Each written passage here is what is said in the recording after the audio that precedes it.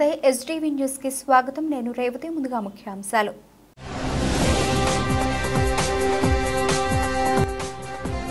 మైనారిటీల సంక్షేమానికి కూటమి ప్రభుత్వం కృషి చేస్తుంది తెలిపిన ప్రభుత్వ సలహాదారులు Sharif central MLA bonda Uma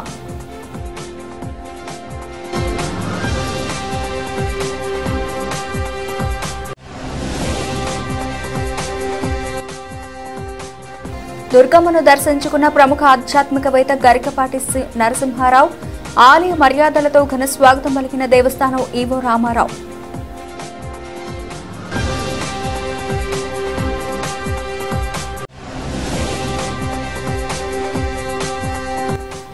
Malavalli పారిశ్రామికవాడ phase 2కు తగిన భూమిని కేటాయించండి అధికారులను ఆదేశించిన గన్నవరం నియోజకవర్గ ఎమ్మెల్యే యార్లగడ్డ వెంకట్రావు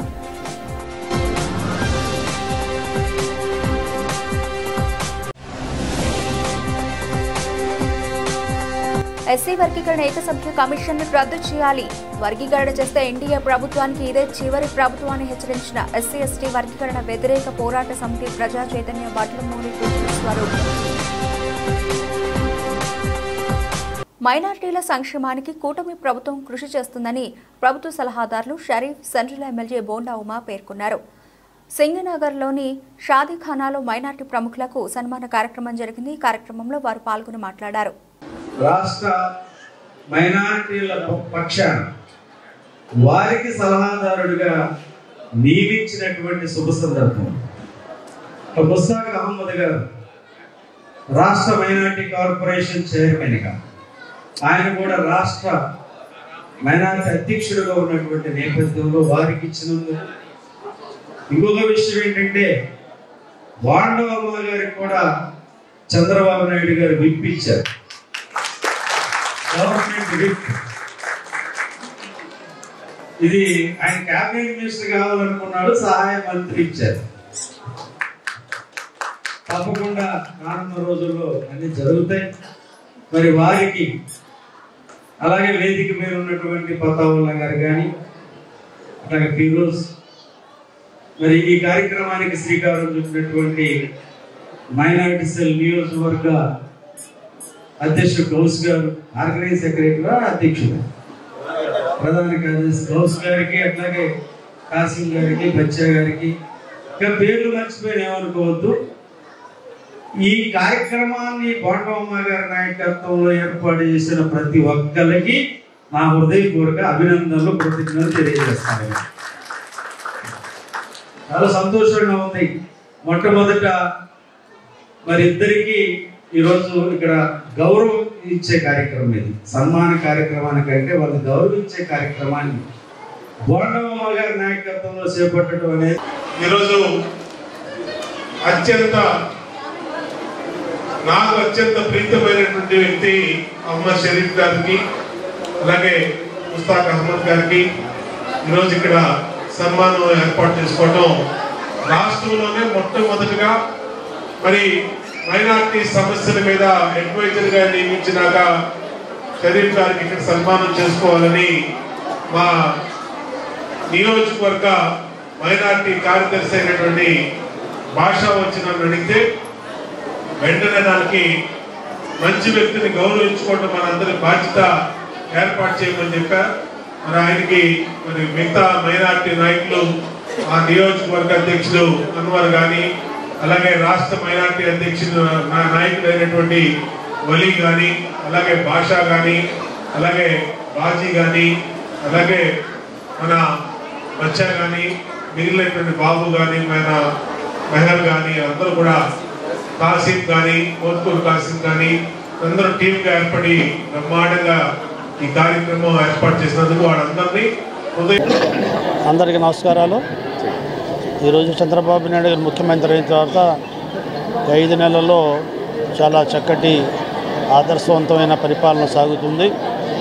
ప్రజా సంక్షేమంతో పాటు రాష్ట్ర అభివృద్ధి కోసం కూడా ఆయన చక్కటి పునాదులు వేస్తున్నారు. పెట్టుబడులు రాబట్టే ప్రయత్నం చేస్తున్నారు. ఉపాధి ఉద్యోగ అవకాశాలు పెంచే ప్రయత్నం చేస్తున్నారు. సూపర్ 6లో ఒక తర్వాత ఒకటి అమలు చేసే ప్రయత్నం చేస్తున్నారు. మరి ముఖ్యంగా మైనారిటీ వర్గాలలో పేదరికాన్ని దూరం చేయడానికి బడ్జెట్లో సాహిత్యకంగా ఎక్కువ మొత్తాన్ని ఈసారి మరి కేటాయించారు. నాకు పూర్తి నమ్మకం, విశ్వాసం ఉంది. ముస్లింలలో ఉన్న పేదరికం దూరం చేయడానికి ఆర్థికపరమైన పథకాలు, అదే రకంగా విద్యావంతులు చేయడానికి మరి ఆ విద్య కోసం ప్రాధాన్యత ఇస్తూ విద్యా వ్యాప్తి కోసం ప్రయత్నం చేయటం, ఉపాధి ఉద్యోగ అవకాశాలు మెరుగుపరచడానికి కూడా ఈనాడు బడ్జెట్లో ప్రత్యేక కేటాయింపులు ఉన్నాయి.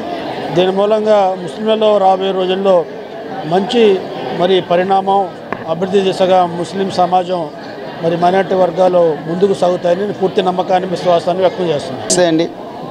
నమస్తే. ఈరోజు ఈ సెంట్రల్ నియోజకవర్గంలో మన మైనారిటీ నాయకులైన ముస్తాక్ అహ్మద్ గారిని కానీ, షరీఫ్ గారిని కానీ మనం సన్మానించుకోవడం చాలా గర్వకారణంగా ఉంది. ఈ చంద్రబాబు నాయుడు గారి ప్రభుత్వం వచ్చిన తర్వాత మైనారిటీలకి అత్యంత స్థానం ఇచ్చి 4,376,000 కోట్ల రూపాయలు మైనారిటీలకి కేటాయించిన సందర్భంగా ఆయనకి సత్కారం చేసుకోవడం కానీ, అలాగే మా మైనారిటీలకి మంచి పదవులు ఇచ్చినందుకు వీళ్ళని సత్కరించుకోవడం కానీ చేశాము. నియోజకవర్గమే కాదు, పార్లమెంటు స్థాయి నుంచి కూడా అందరూ వచ్చి ఈ జిల్లా స్థాయిలో వచ్చి అందరూ సత్కరించారు. ఈ రోజున ఇటువంటి మంచి కార్యక్రమానికి మాకు అవకాశం ఇచ్చినందుకు వాళ్ళిద్దరికి అభినందనలు తెలుపుతూ మాకు అవకాశం ఇచ్చినందుకు ధన్యవాదాలు తెలుపుకుంటున్నాము. దుర్గమ్మను ప్రముఖ ఆధ్యాత్మికవేత్త గరికపాటి నరసింహారావు దర్శించుకున్నారు. దేవస్థానం ఈవో రామారావు ఆలయ మర్యాదలతో ఘన స్వాగతం పలికారు. దుర్గమ్మ దర్శనం అనంతరం అమ్మవారి ప్రసాదాన్ని, చిత్రపటాన్ని అందజేశారు.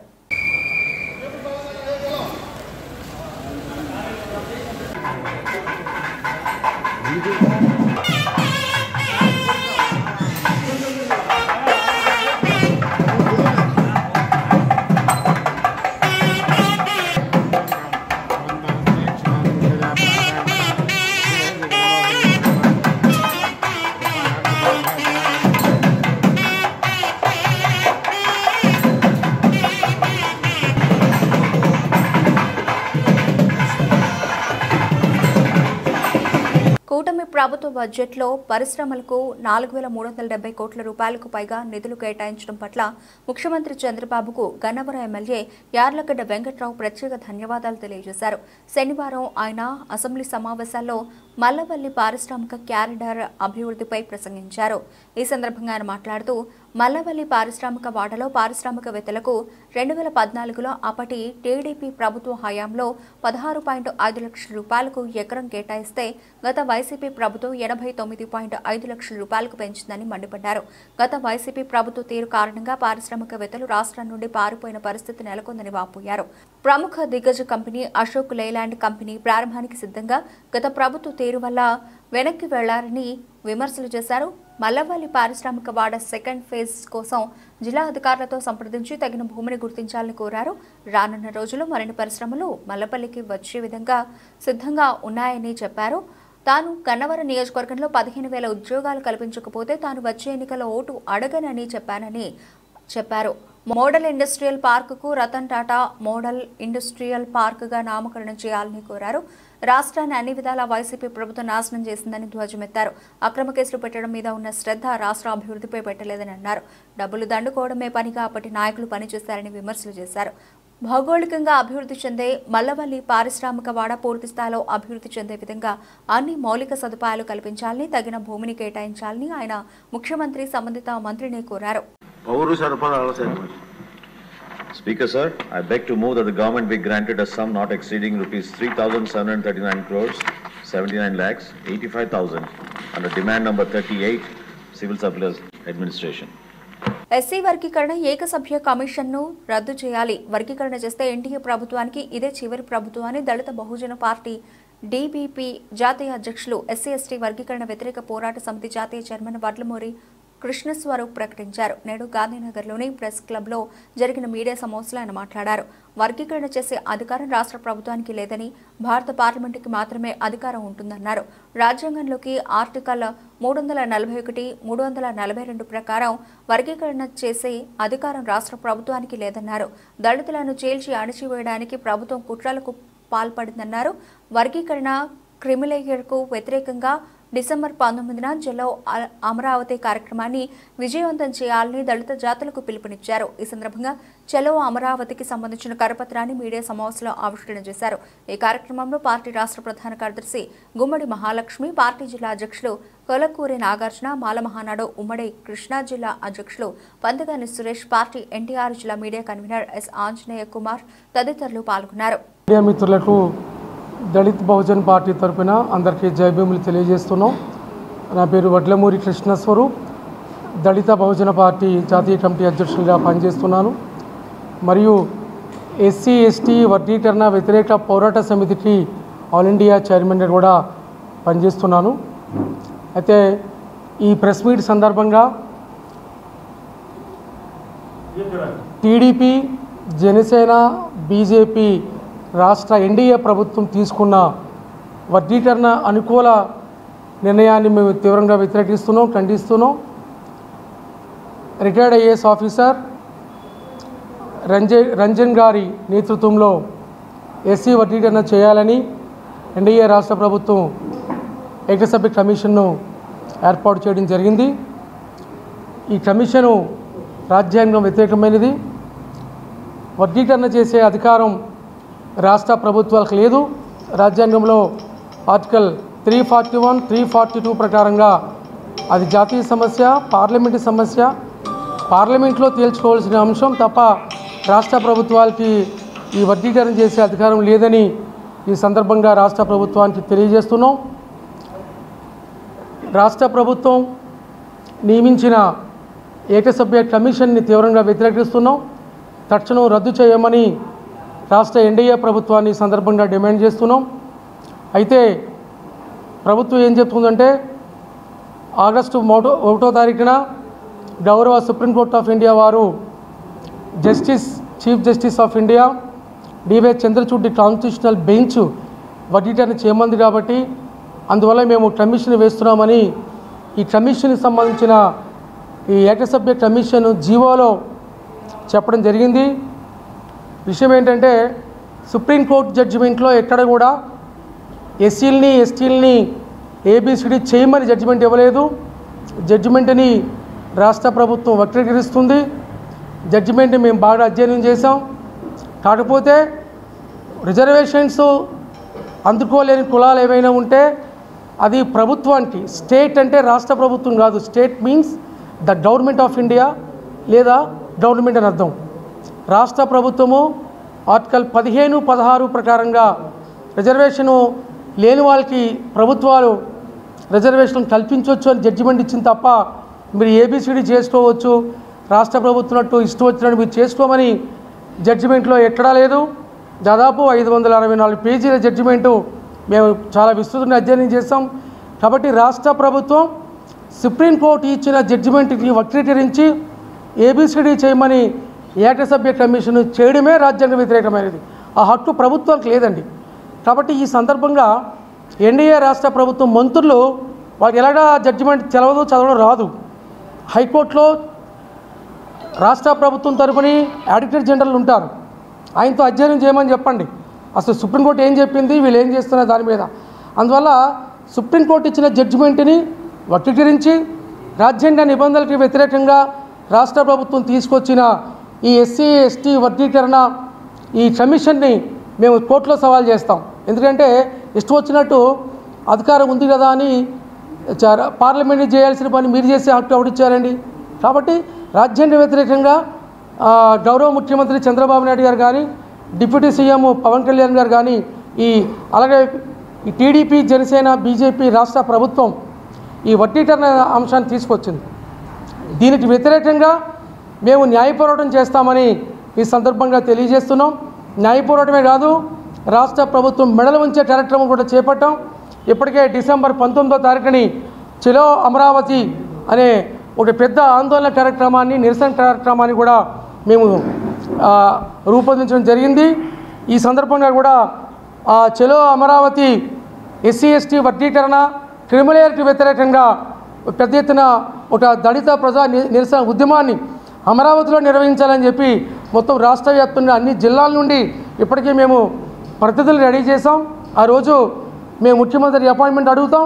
రాష్ట్ర స్థాయిలో వచ్చిన డెలిగేట్స్ తోటి ముఖ్యమంత్రి కానీ ఇతర డిప్యూటీ సీఎంలు కానీ ప్రభుత్వ పెద్దలందరినీ కూడా కలిసి అయ్యా మీకు వర్గీకరణ చేసే అధికారం లేదు, మరి మీరు ఏ రాజకీయ ప్రయోజనాలను ఆశించి లేదంటే దళితులను అణదొక్కాలని దళితుల్ని రాజ్యాంగంలో రానియకుండా ఐక్యంగా ఉండకుండా చెడదొప్పాలని ఒక రాజకీయ సామాజిక కుట్రబుద్ధులు చేస్తే ఖచ్చితంగా దళితులు మరి మీ ప్రభుత్వానికి బుద్ధి చెప్తారని చెప్పి ఒక రాష్ట్ర స్థాయి ప్రోగ్రాం కూడా మేము రూపొందించుకోవడం జరిగింది. అందువల్ల డిసెంబర్ 19వ తారీఖుని ఎస్సీ ఎస్టీ వర్గీకరణ వ్యతిరేక పోరాట సమితి మరియు దళిత బహుజన పార్టీ ఆంధ్రప్రదేశ్ రాష్ట్ర కమిటీల ఆధ్వర్యంలో చలో అమరావతి కార్యక్రమాన్ని విజయవంతం చేయాలని ఈ రాష్ట్రంలో ఉన్న దళిత జాతులకు ఎస్సీ ఎస్టీ కులాలకు ఈ సందర్భంగా మేము పిలుపునిస్తున్నాం. రాష్ట్ర ప్రభుత్వం ఈ రాష్ట్రంలో ఏ సమస్యలు లేనట్టు ప్రతి ఒక్కరు వర్గీకరణ ఏంది వర్గీకరణ, రాజ్యాంగం ఏం చెప్తుంది, మీరు చేసే పనులు ఏంటి, రాజ్యాంగం చెప్తుందా వర్గీకరణ చేయమని చూపించమనండి. ఏ ఆర్టికల్స్ ఏం చెప్తుందో రాజ్యాంగం చేయమని సుప్రీంకోర్టు కూడా చెప్పలేదు. సుప్రీంకోర్టు ఆఫ్ ఇండియా జడ్జిమెంట్లో రాష్ట్ర ప్రభుత్వం వీళ్ళు తప్పుడు వ్యాఖ్యానాలు చేసుకుంది. మంత్రులు ఇలాగా చట్టాల కోసం తెలవదు, వాళ్ళకి ఏమీ తెలవదు, గుడ్డతో చేయబడినట్టు పవర్ ఉంది కదా ఇష్టం వచ్చినట్టు చేస్తే మేము ఊరుకోం. రాష్ట్ర ప్రభుత్వం మీద ఖచ్చితంగా కోర్టు ఫాలో చేస్తాం. మేము కోర్టు తిట్టర నేరానికి కూడా అవసరమైతే ముఖ్యమంత్రి మీద కేసు పెడతాం మేము. ఎందుకంటే కోర్టు చెప్పింది ఒకటైతే మీది ఇంకోటి చేయడం ఏంటండి. ప్రభుత్వం కోర్టు ఏం చెప్పింది, రిజర్వేషన్స్ అందుకోకపోతే రిజర్వేషన్లు చేరకపోతే వాళ్ళకి ప్రభుత్వాలకి, స్టేట్ అంటే రాష్ట్ర ప్రభుత్వం కాదు, అసలు స్టేట్ అంటే కూడా తెలియని అమాయకులు మంత్రులుగా ఉన్నారు. We are very shameful. స్టేట్ అంటే ఏమనుకున్నారు, రాజ్యం ప్రభుత్వం అంతే తప్ప రాష్ట్ర ప్రభుత్వం కాదు. గవర్నమెంట్ ఆఫ్ ఇండియా అటాచ్ చేసింది.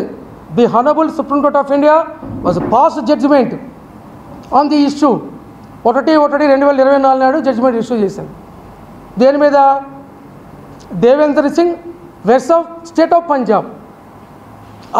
ఆ కేసులో సుప్రీంకోర్టు జడ్జిమెంట్ ఇచ్చింది. ఒకవేళ రిజర్వేషన్లు అందుకోకపోతే, రిజర్వేషన్ కల్పించకపోతే వాళ్ళు కల్పించని చెప్పింది. వాళ్ళు కల్పించే హక్కు the having of the power of the. చట్టానికి ఎవరూ అతీతులు కాదని, తప్పు చేసిన వారిని కఠినంగా శిక్షించి తీరాలని ఆంధ్రప్రదేశ్ కాంగ్రెస్ కమిటీ ఉపాధ్యక్షులు కొలనుకొండ శివాజీ అన్నారు. గాంధీనగర్లోని తన కార్యాలయంలో మీడియాతో మాట్లాడిన ఆయన, గౌతమ్ రెడ్డి మహాత్ముడు అన్నట్టు వైసీపీ నేతలు ఇంటికి వెళ్లి ఓదారుస్తున్నారని విమర్శించారు. గౌతమ్ రెడ్డి 42 కేసుల్లో నిందితుడిగా ఉన్నారని, ప్రజాస్వామ్యంలో ఇటువంటి వారు ప్రమాదకరమన్నారు. సోషల్ మీడియాలో రెచ్చిపోయిన వారందరిపై ప్రభుత్వం చర్యలు తీసుకోవాలని కోరారు. వైసీపీ నేతలకు ఏమాత్రం చిత్తశుద్ధి ఉన్నా గౌతమ్ రెడ్డిని పార్టీ నుండి సస్పెండ్ చేయాలన్నారు. నేను కొల్లకొండ శివాజీ, ఆంధ్రప్రదేశ్ కాంగ్రెస్ కమిటీ ఉపాధ్యక్షుడు విజయవాడ. అల్లం రాజేష్, యునైటెడ్ కృష్ణా జిల్లా, ఉమ్మడి కృష్ణా జిల్లా కాపు సెల్కి అధ్యక్షుడు. మిత్రులారా నమస్కారం. గత 3-4 రోజుల నుంచి చూస్తూ ఉన్నాం, వైఎస్ఆర్ కాంగ్రెస్ పార్టీ చెందిన సంబంధించిన ఈ జిల్లా నగరంలో అగ్రనాయకుడిగా ఇప్పటి వరకు చాలామంది అవుతున్న గౌతమ్ రెడ్డి గారి గురించి పత్రికల్లో, ఎలక్ట్రానిక్ మీడియాల్లో పొంకాలుగా వార్తలు వస్తున్న నేపథ్యంలో వారికి ఏమాత్రం కనుక ప్రజాస్వామ్యం ఎడల నమ్మకము, విలువ, గౌరవం ఉన్నట్టయితే అతన్ని తక్షణం ఆ పార్టీ నుంచి బహిష్కరించాలి. నిజానిజాలు తేలిన తర్వాత చేర్చుకోవాలా.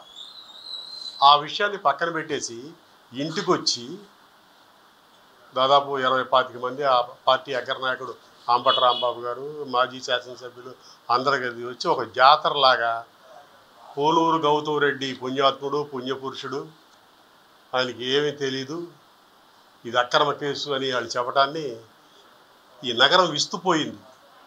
అరే ఏంటి ఇటువంటి వైఖరి అవలంబిస్తున్నారేంటి, ఇది సబబా అనేది 42 కేసులు ఉన్న అతనికి సంబంధించి పోలీస్ కమిషనర్ గారు చెబితే, ఎవరో ఆస్తికి తాను అధికారంలో ఉన్నప్పుడు దానికి సంబంధించిన ప్లాను పట్టణ ప్రణాళిక విభాగం నుంచి ప్లాన్ తెచ్చుకొని ఈయన కబ్జా చేసి కట్టుకోవటం, ప్రశ్నించినందుకు దాడి, చంపడం చేయటం, ఇదంతా కూడా ఎటువంటి విషయాన్ని తెలియజేస్తుంది అనేది మనం అర్థం చేసుకోవాలి. తక్షణమే ఇటువంటి లంపెన్ శక్తులని ప్రజాస్వామ్యంలో రాజకీయ పార్టీల నుంచి దూరం పెట్టాల్సిన అవసరం ఉంది. మీకేమాత్రం చిత్తశుద్ధి ఉన్నా సరే పోలీస్ అధికార యంత్రాంగానికి సహకరించి అతన్ని దూరం పెట్టండి. మేమేం చెబుతున్నామంటే పోలీస్ కొత్వాల్ నగరానికి సంబంధించిన రాజశేఖర బాబు గారికి, అయ్యా రెవెన్యూ రికవరీ యాక్ట్ ఉపయోగించండి, ఆస్తులను స్వాధీనం చేసుకోండి, గోండా యాక్ట్ పెట్టండి, న్యాయవాదిగా బార్ కౌన్సిల్కి లెటర్ రాయండి, ఇటువంటి నేర చరిత్ర ఉన్నవాడిని ప్రాక్టీస్ని తాత్కాలికంగా కేసు తేలే వరకు ఆపండి అని చెప్పి చేయాల్సిన అవసరం ఉంది. అసలు ఆదర్శనీయంగా ఉండాల్సిన వ్యక్తులు ఈ విధంగా వందల కోట్ల రూపాయల ఆస్తులు సంపాదించుకొని ఈ విధంగా పార్టీలను అడ్డం పెట్టుకొని దోపిడీ చేయడం అనేది ఇది మంచి సబబు కాదు. దీన్ని కాంగ్రెస్ పార్టీ తరఫున మేము తీవ్రంగా ఖండిస్తూ ఉన్నాం. వీళ్ళు కూడా ఖండించాల్సింది పోయి వెనకేసుకు రావటం అది ఎటువంటి సంఘటనలకి దారితీస్తుంది అనేది చూడండి. ఇక నేరస్తులందరూ ఆ రాజకీయ పార్టీలు చేరతారు. ఆ రాజకీయ పార్టీలు షెల్టర్లుగా ఏర్పడే అవకాశం భవిష్యత్తులో ఉంటుంది. తప్పును తప్పుగా ఖండించాలా. ఇంకొక విషయం, ఆయా పార్టీల్లో సంబంధించిన సోషల్ మీడియా విభాగం నిజస్వరూపం గత 5 సంవత్సరాలు విశృంఖలంగా చూసాం. కోయా ప్రవీణ్ గారు కానీ ఇతర పెద్దలు కానీ ఏం చెప్పారు, మొట్టమొదటిసారిగా 3 రాజధానులకు సంబంధించి తీర్పు వాళ్ళకి వ్యతిరేకంగా వచ్చిన వెంటనే న్యాయమూర్తులతోటి ఇది స్టార్ట్ అయ్యి తర్వాత జగన్ గారి చెల్లెలు తల్లి గారి మీద ఇతర రాజకీయ పక్షాల మీద చంద్రబాబు నాయుడు గారి కుటుంబం మీద వెర్రి తలలు వేసి లాగా సోషల్ మీడియాలో పోస్టులు పెట్టారో అటువంటి వాళ్ళని ఖండించాల్సింది పోయి, అటువంటి వాళ్ళు మాకు సంబంధం లేదు అనాల్సింది పోయి, పోలీసులు ఇప్పుడు దర్యాప్తు చేస్తూ ఉంటే మా మీద అక్రమ కేసులు పెడుతున్నారు అని అంటాం అది ఎంతవరకు సబబు అని చెప్పి. అసలు మీరు ప్రజల్ని క్షమాపణ కోరాలి. ఆడు మాకు సంబంధం ఉందో వర్రా రవీందర్ రెడ్డి కానీ అవినాష్ రెడ్డి పిఏ కానీ ఇంటూరి కిరణ్ కానీ సంబంధం ఉందో లేదో మీరు ప్రకటన చేయాలి. అటువంటిది ఏమీ చేయకుండా కడ వరకు నేను పోరాడతాను అంటే రేపొద్దున శ్రీరెడ్డి కోసం కూడా నువ్వు వెళ్తావని చెప్పి మేము అడుగుతా ఉన్నాం. ఎవరు ఎన్ని లేఖలు చేసి క్షమాపణలు కోరినా సరే ఈ ప్రభుత్వం సానుభూతి చూపించాల్సిన అవసరం లేదు. తక్షణమే వాళ్ళ మీద కఠిన చర్యలు తీసుకోవాలని చెప్పి కాంగ్రెస్ పార్టీ డిమాండ్ చేస్తూ ఉంది. రామ గారిని కలిసి అమ్మ ఈ రాష్ట్రానికి సంబంధించిన GSTలో 1% మేము పెంచుకునే దానికోసం సర్ఛార్జ్ అనుమతి ఇవ్వండి కోరుతా ఉన్నారు. కారణం ఏం చెప్పారు, వరదలో పాయకాపురం దీనికి సంబంధించి మేమే గౌరవ ముఖ్యమంత్రి గారికి మేము విజ్ఞప్తి చేసేది ఏమిటంటే, అయ్యా దానికి సంబంధించిన కేంద్రం నిధులు ఇచ్చింది, దాతలు భారీ ఎత్తున ఆదుకున్నారు, అది ముగిసిన అధ్యాయం. దాని పేరుతోటి మళ్ళీ మనకి సంవత్సరానికి GST వసూళ్లు రాష్ట్రం నుంచి కేంద్రానికి వెళ్ళేది సుమారు 4,500 కోట్లు 5,000 కోట్లు 5,000 కోట్లు 1% అంటే 500 కోట్లు మళ్ళీ వర్తక వాణిజ్య సంఘాల మీద భారం పడతా ఉంది. అసలు వ్యాపారాలు లేక జగన్మోహన్ రెడ్డి దాంట్లో మట్టం అయిపోయిన వాళ్ళకి మళ్ళీ 500 కోట్లు సర్ఛార్జీ 1% పేరుతోటి మా మీద వేయటం న్యాయమా అని చెప్పి మేము అడుగుతూ ఉన్నాం. తక్షణమే ఈ ప్రపోజల్ని 1 సంవత్సరం పాటు వాయిదా వేయండి. మీ పాలనలో మీరు కేంద్రం నుంచి తీసుకొచ్చే డబ్బుల మూలంగా మా వర్తక వాణిజ్య వ్యాపారం మెరుగైన తర్వాత అప్పుడు ఇవ్వడానికి అవకాశం ఉంటుందేమో పరిశీలించుకోవడానికి అవకాశం ఉంటుంది. మీరు వర్తక వాణిజ్య సంఘాలని ఏదైతే ఉన్నాయో వాళ్ళని చర్చలకు పిలిచి వాళ్ళ ఆమోదం పొంది మాత్రమే మీరు మా మీద సర్ఛార్జీ వేయాలి తప్ప ఇంత మళ్ళీ అటువంటి ప్రయత్నాలు చేయకూడదని చెప్పి మేము కాంగ్రెస్ పార్టీ తరఫున రాష్ట్ర ప్రభుత్వాన్ని డిమాండ్ చేస్తూ ఉన్నాం. ఇంకొక ప్రధానమైన విషయం ఏంటంటే ట్రూ అప్ ఛార్జీలు ఇంధన సర్ఛార్జీలు పేరుతోటి మొన్న 6,000 కోట్లు వేసాము. అది కాకుండా మళ్ళీ ఇంకో 11,000 కోట్లు 17,000 కోట్లు ఇప్పుడే సర్ఛార్జీ పేరుతో 5,000 కోట్లు. ఇవన్నీ మా దగ్గర భారం కట్టడానికి స్థాయి లేదు. ప్రజల్లో కొనుగోలు శక్తి పెరగట్లా, ఏం పనులు బిగినవలా, రియల్ ఎస్టేట్ పుంజుకోవాలా. కాబట్టి మీరు ఆలోచన చేయవలసిందిగా విజ్ఞప్తి చేస్తూ ఉన్నాం. రోజు ఇంత మట్టికి ఈ 4-5 నెలల నుంచి ఆ గత ప్రభుత్వంలో బ్రహ్మాండమైన స్కాములు, సమోసాలు పప్పులు కాడించి ₹1 కోటి ఎగ్ పప్పులు ఇవన్నీ తినటం, పెన్ను కాగితాలకి 10 కోట్ల రూపాయలు వాడటం కాడించి 100 కోట్ల రూపాయలు సజ్జల రామకృష్ణారెడ్డి కానీ మంత్రులు కానీ పొంకాలకు వస్తూ ఉంటే వాళ్ళ అక్రమాల మీద ఒక ఫాస్ట్ ట్రాక్ కోర్టు నిర్మించి వాళ్ళని జైలుకి పంపించే దానికోసం చర్యలు ఎందుకు తీసుకోరని చెప్పి మేము సూటికి అడుగుతా ఉన్నాం. ప్రజలు చాలా అసంతృప్తిగా ఉన్నారు. ఈరోజు సోషల్ మీడియా వాళ్ళల్లో పట్టుకొని కేసులు కట్టుతున్నట్టు ప్రభుత్వంలో తమ పదవులని అడ్డం పెట్టుకొని వందల వేల కోట్ల రూపాయలు సంపాదించి భూములు కాజీ చేసి 22A కింద ఉన్న భూముల్ని పట్టా భూములుగా మార్చి చుక్కల భూముల్ని తొలగించేసి పెద్ద ఎత్తున ఆర్థిక విధ్వంసానికి పాల్పడిన ఈ గత ప్రభుత్వంలో ముఖ్యమంత్రి సహా మంత్రులందరికీ మీరు తగిన విధంగా బుద్ధి చెప్తేనే ఈ ప్రజలు శాంతిస్తారో ఆ తర్వాత మాత్రమే ఈ ప్రభుత్వం పట్టాలు ఎక్కుతానికి అవకాశం ఉంటుంది. ఎంతసేపు మనం చరిత్రచరణంగా పద్దాక అసెంబ్లీలో రకరకాల వేదికలు మాట్లాడుకోవటం కన్నా వాళ్ళని విచారించడం కోసం ఇప్పుడు ఏదైతే ఒక ఏకసభ్య కమిషన్ కనుక వేసినట్టయితే ఒక షా కమిషన్ లాగా రకరకాల శ్రీకృష్ణ కమిషన్ లాగా ఒక కమిటీ వేసి వాళ్ళ అక్రమాలను నిగ్గు తేల్చి వాళ్ళని నడి రోడ్డు మీద నిల్చోబెట్టాల్సిందిగా కోరుతా ఉన్నాం. మేము ఇంకొకటి గౌరవ ముఖ్యమంత్రి యూనిట్ రేటు ట్రూప్ ఛార్జెస్ పెరిగినాయి కాబట్టి ఆ బొగ్గుని క్యాన్సిల్ చేసి దేశీయంగా తక్కువ రేటుకి ఎక్కడ దొరికితే ఆ విధంగా బొగ్గును కనుక మనం తెచ్చుకున్నట్టయితే ట్రూ అప్పులు ఇంధన సర్ఛార్జీలు ఉండవని చెప్పి మేము అభిప్రాయపడుతూ ఆ దిశగా ఆలోచన చేయాల్సిందిగా ఈ ప్రభుత్వానికి సవినయంగా మనం చేస్తూ విజ్ఞప్తి చేస్తూ ప్రజలు ఇంకా భారాలు మోసే శక్తి సామర్థ్యాలు లేవు. గత 5 సంవత్సరాల్లో సర్వం అన్యాయం అయిపోయి ఉన్నాం కాబట్టి మీరు సానుకూలంగా స్పందించి కొంతకాలం పాటు మా మీద వడ్డల భారం లేకుండా చూడాల్సిందిగా మేము గౌరవ ముఖ్యమంత్రి గారికి వీళ్ళందరికీ విజ్ఞప్తి చేస్తూ గౌతమ్ రెడ్డిని తక్షణం వాళ్ళ పార్టీ నుంచి బహిష్కరించవలసిందిగా వైకాపా పార్టీని మేము డిమాండ్ చేస్తూ ఉన్నాం. బులెటిన్ ముగించే ముందు హెడ్లైన్స్ మరోసారి.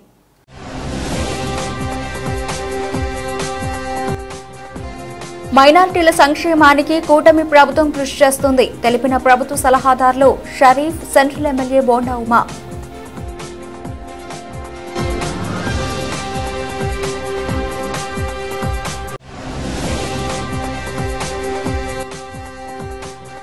దుర్గమ్మను దర్శించుకున్న ప్రముఖ ఆధ్యాత్మికవేత్త గరికపాటి నరసింహారావు.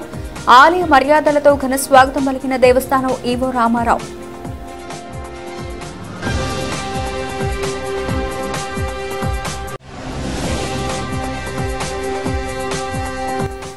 మల్లవల్లి పారిశ్రామికవాడ ఫేజ్ 2కు తగిన భూమిని కేటాయించండి అధికారులను ఆదేశించిన గన్నవరం నియోజకవర్గ ఎమ్మెల్యే యార్లగడ్డ వెంకట్రావు.